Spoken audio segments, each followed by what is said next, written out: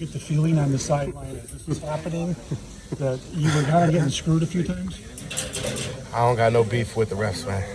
I don't got no beef. They be on me enough, so.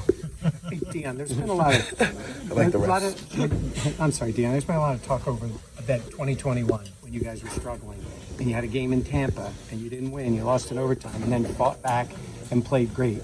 Can you go back there when you think about where you are now and maybe where you were at that time? I really don't even remember. But the good thing is that we have a bye week now, and we have a lot of time to think about what we have to do to make a positive push. And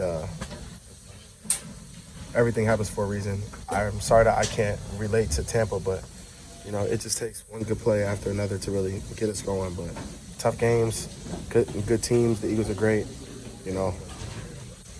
It's a tough league. Understanding there are no, moral victories or silver linings or any of that stuff, Dion, right? It's the NFL, but the offense has been more productive in the last couple of weeks. Do you take that into the bye, I guess, with you? Is there something constructive with that? I would say that I take it as more so like we have a lot of pieces right now that we could put a puzzle together with the offense, Joe Brady has been dicing it up. Josh has been doing his thing. Running backs have been crushing it.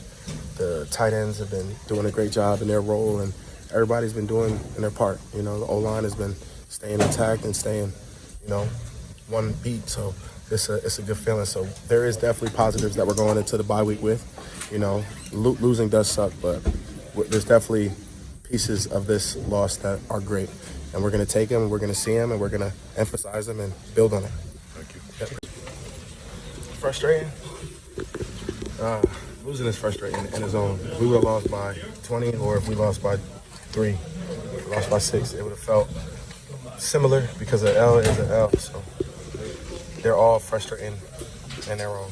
We're a bunch of winners, but, a loss is a loss. What can you say about your performance of Josh tonight? Say it again. What can you say about the performance of Josh tonight? Josh looked like Josh to me. He's running around, he's making plays with his arm and his feet. That's the Josh that we all know, and I love to see it. So I'm 17 till the wheels fall off. So that's my guy.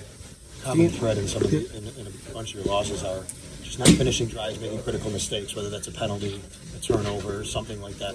To end the drive? To end a drive. Like you guys move the ball well, but there's a penalty here, there's a turnover there. I think that the ones that we did have a couple penalties and we still scored. So not to put a blanket on the penalties. Penalties suck, but they're part of ball. And when you're in a dogfight of a game, it's never supposed to be pretty. All of our jerseys are bloody and muddy and dirty. So, a dogfight is never supposed to be perfect. And, we would love to play perfectly clean ball, but it's unrealistic for the duration of a full game. But, hey. Did it feel like those were, you can't complain about them because